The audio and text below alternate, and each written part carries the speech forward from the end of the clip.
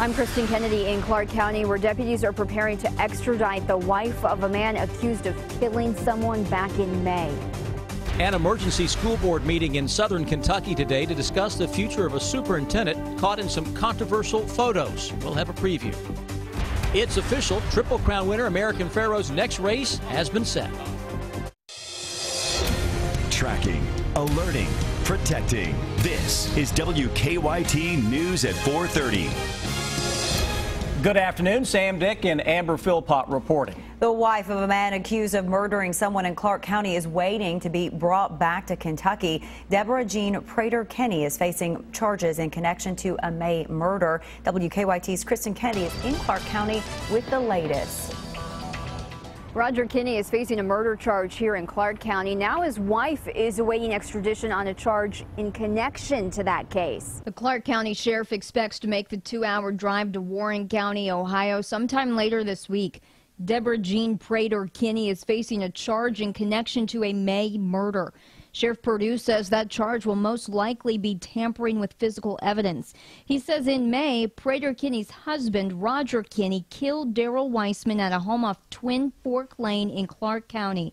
No one found Weissman's body until late last month when someone mowing the property told deputies he discovered it. Kinney may be facing a murder charge, but Sheriff Perdue was very clear. He is not charging Prater-Kenny with murder. Court clerks in Ohio expect Prater-Kenny to sign the extradition papers sometime this week. In Clark County, Kristen Kennedy, WKYT. The victim, Daryl Weissman's family said he was with Prater-Kenny before he died. You're going to hear the connection they believe Weissman and Prater-Kenny had coming up on WKYT News at 5:30. Well, our beautiful weekend is carrying over to the work week with sunny skies and mild temperatures. So what if it lasted all week? That would be really nice. Let's check in with meteorologist Jim Caldwell, who's filling in for Chris Bailey. And you kind of have the honors today. This sounds like a great forecast. It's a great forecast, and it's easy for us right now because we've got a big northwest flow rolling in here that is just absolutely dominating everything, keeping the temperatures at comfortable levels, knock the humidity down. I mean, this is nice and quiet. Of course, Chris gets to enjoy it while I get to forecast it today anyway. 77 right now down the road into Richmond, and you're going to find more pockets of 70s, a few low 80s out there. That's kind of been the theme here throughout most of the day. On Defender, though, we're tracking a whole lot of nothing. Early this morning, what we had is a little broken line of showers and thunder showers that passed through. That, if you heard the thunder, if you're in any of the areas that got in on it, which were very few, if you did, that was the frontal boundary as it was sweeping across Kentucky. Now we're just in the drier part of the overall system as it moves forward. We look at our 24-hour planner, generally sunny, around 70 degrees by 8 o'clock. 57 by 11, and we're talking about cooler air, just truly cooler air, because by tomorrow morning when a lot of folks and kids are out stirring around headed to work and school, we could be seeing temperatures here in central Kentucky in the low 50s, and there might be even a few pockets of upper 40s to our south and east. We'll take a closer look at that coming up for you in just a few minutes. Jim, thank you. Still no arrest in a deadly weekend shooting. Police say someone shot and killed Robert Greer in a strip club parking lot on Alexandria Drive early Saturday morning. He was then taken to the hospital where he died. This is Lexington's 13th homicide of the year. An emergency school board meeting is getting ready to start in Pulaski County to discuss some controversial pictures of the Science Hill superintendent. Rick Walker says he took these photos to help his daughter win tickets to a One Direction concert. Some parents say the photos were inappropriate. School leaders will address the pictures today. We'll have a crew at that meeting, and we'll let you know what happens as soon as we receive it. As University of Kentucky students head back to class this week, leaders at the University of Cincinnati continue to look into the off-campus killing of a driver by a campus police officer last month. WKYT's Miranda Combs sat down with UK's chief and attorney with the Department of Criminal Justice training to better understand the role of campus police in Kentucky. University officers are often thought of as second-class citizens, as rent-the-cops as not being the real thing, and that just simply is not true. Sam is at the live desk now with our investigative reporter Miranda Combs with more on what she's working on for us tonight at 6. Sam?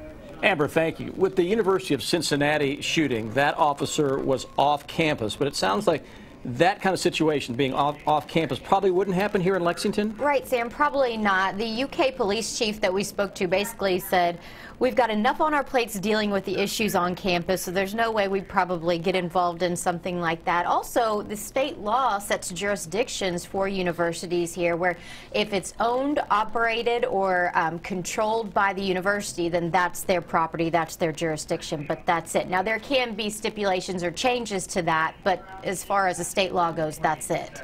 Your interview in the story just used the phrase rent-a-cop as a perception that some people have. Is that one of the misconceptions people have about university police and their training? It is, Sam, and they also feel like that university police don't have as much training as normal local law enforcement, or I shouldn't even say normal, as local law enforcement and your sheriff's department do. But actually, they have the exact same training here in Kentucky, and a lot of times they have more training than some of the local law enforcements. They pride themselves, especially with the University of Kentucky, on having above and beyond that training.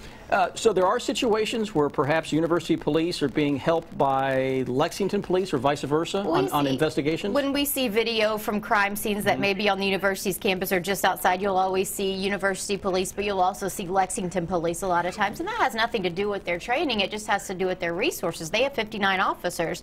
So a lot of times they will call for assistance from Lexington police. Also, Lexington police, obviously, if it's a more serious crime, need to get involved because they, again, have the resources to deal with that. Very timely story from Miranda. If you've been around campus the last few days, it's just exploded with students and parents and moving in. So very busy time at UK. Much more to come from Miranda at 6 o'clock. Amber, back to you. Sam, thank you. Kentucky Republicans will hold a caucus for presidential candidate and Senator Rand Paul this spring, but only if he ensures that $250,000 will be in the party's hands by next month. The party's executive committee said they would let Senator Paul run for president in a March caucus and for Senate in a May primary. The caucus could cost as much as $500,000. Republicans agreed to the proposal on the condition that Senator Paul deposit $250,000 in its bank account by September 18th. Triple Crown winner American Pharoah will race again. Owner Ahmad Zayat confirms that the rock star of horse racing will participate in Saturday's Travers Stakes. The Saratoga Springs track has been called the graveyard of champions. American Pharoah is only the 4th of 12 Triple Crown winners to run in the so-called Midsummer Derby. Only one of them, by the way, has won. Following the Travers, American Pharoah will likely be headed to Lexington for the Breeders' Cup at the end of October, and construction there is in full swing at Keeneland in preparations for the expected crowds of 10,000. Lots of additional temporary seating is being built. It will be available to guests during the entire upcoming fall meet. The Breeders' Cup at Keeneland is October 30th and 31st. A bridge spanning 2 Kentucky counties will be closed for the next few days so transportation crews can inspect it. The Kennedy Mill Bridge on Kentucky 152 crossing over Harrington Lake at the Garrett and Mercer County lines will be closed from 9 to 3:30 each day this week. A whole lot of fun is happening this weekend in our state capital, including a silent auction, all kinds of great food and music for the Capital City Blues Festival. Sounds like a lot of fun. Deanne Stevens is out and about in Frankfort today with all the details. Hey, Deanne. Good afternoon, guys. We are here at the beautiful Ward Oates Amphitheater in Frankfort, Kentucky. Look what a gorgeous sight this is to see. And can you imagine this weekend? It is going to be packed with people, fun, food, all kinds of music. I hear did you say the Frankfort Police Department is cooking up some lunch for everybody? Yes, they are. They're going to be here doing some grilling out, and we're excited about that. It is kicking off on Saturday. What time, Ann Morris? It will start, the gates will open at 5. Now, we have vendors setting up all afternoon, all morning, you know, so stuff will be going on, but it's kicking off here at 5. And lots of fabulous music, all for a wonderful cause, Samuela, the Family Abuse Services. If I can get it out, I'm so excited about the music you're about to hear, folks. Talk a bit about that. Well, Family Abuse Services, you know, we have just been helping people out here in Frankfort. So the funds that come in from this will help us keep operating the Domestic Violence Safe House, and we're just really excited about it. Do people need to get tickets? Yes, tickets, tables, $2.50 for 8, reserved, and then tickets, $20 for individuals, $25 at the gate. Do you guys have a website for that? Yes, we do. Okay, where do they get it? It's FamilyAbuseServicesInc.org, and you can go online and purchase tickets there. Okay, without further ado, Catfish Alley taken away for Capital City Blues Festival happening this weekend.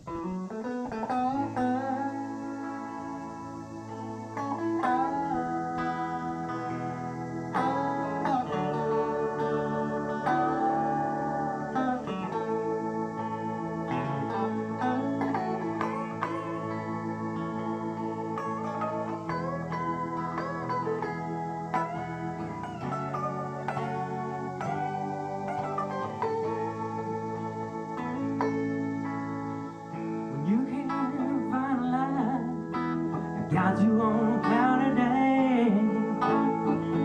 When the stars are shining bright, you feel like you lost your way. When the candle lights are on, burn so very far away. It's when you gotta let your soul shine, just like my daddy used to say. He said, soul shine, it's better than a sunshine. It's better than a moonshine. It's damn sure better than rain. Ain't no people don't mind. We all get this way sometime. You gotta let your soul shine, shine until the break day. Now do all I'm thinking that I had made, and make it a whole lot more. Catfish Alley preparing for a big weekend here at Ward Oats Amphitheater in Frankfort. You too can come enjoy it. Get your tickets now for the Capital City Blues Festival. I'm Deanne Stevens, out and about in Frankfort. Back to you guys. He nearly lost his life a year ago, but comedian Tracy Morgan is now celebrating a new life as a married man. He exchanged vows with his longtime fiancée, Megan Woolover, last night in an intimate and moving ceremony. Morgan was seriously injured last summer when a Walmart truck slammed into the back of a limo bus that he was riding in, instantly killing his friend. It was a slow road to recovery, and Morgan wanted to wait to tie the knot until he could actually walk down the aisle without a wheelchair or cane, and that is exactly what he did. Video from Wiz Khalifa shows the confrontation with agents. He says he was forced to the ground because he refused to get off his hoverboard. He was at the Los Angeles International Airport when he had this confrontation. There are not many details about why he was ordered off the hoverboard at the airport, but Khalifa says on social media that he was arrested.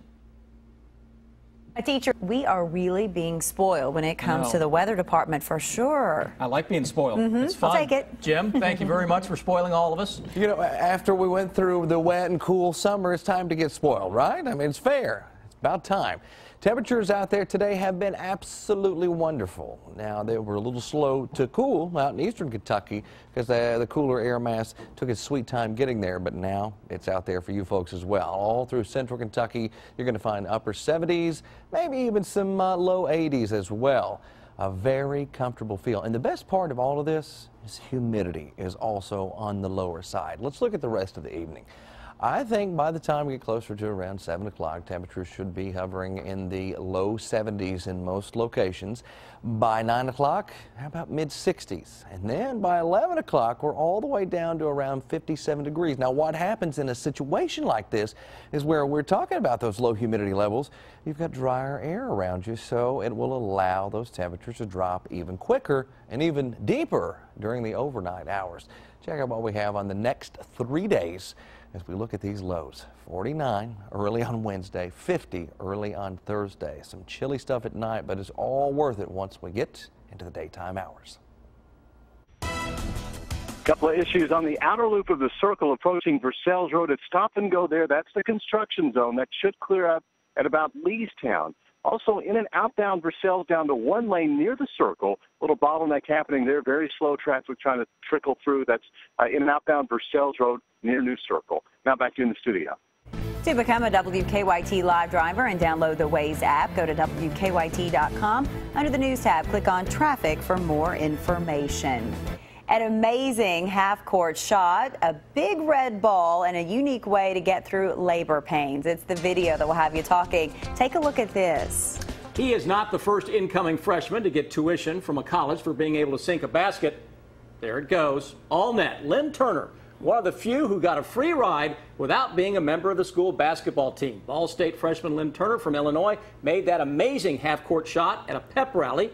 Turner doesn't play basketball. He's a member of the Ball State freshman volleyball team. He won a semester of free tuition by hitting that shot. Nicely done. That makes his parents very happy. Yeah. All right, it looked like a scene right out of Indiana Jones and Raiders of the Lost Ark. A roly-poly art project got away from its creator in Ohio and started rolling down the street. Kurt Krashecki created this giant inflatable red ball, which he's been placing in different spots around the world. Recently, it's been in Toledo, Ohio, shoved in alleyways between buildings, but a gust of wind caught the 250-pound ball and sent it rolling right down the street. It's very rare, but we got some sort of wind behind it, and we have like a safety check system, but it popped out on us, and we were really fortunate that everybody was okay. Well, the ball's joyride was eventually stopped, however, and it was returned to being smushed back in between two buildings on a busy street. I like the art in motion there. I know. Lexington needs that. Just no one get hurt. Yeah. It looks fun. A mother's unique delivery method is getting a lot of attention. Yuki Floyd didn't want an epidural, so she had to find a way to deal with the contractions. Her method?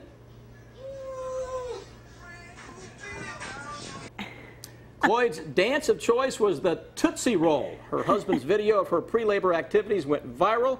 She says the dancing did its job. She delivered a healthy baby boy. You know, when you're that far along absolutely in pregnancy, you do whatever you have to do. She may have just created a new craze in delivery rooms all over the country. Okay. Good for her. All right. Thanks for joining us at 4:30. Much more to come now on WKYT at 5.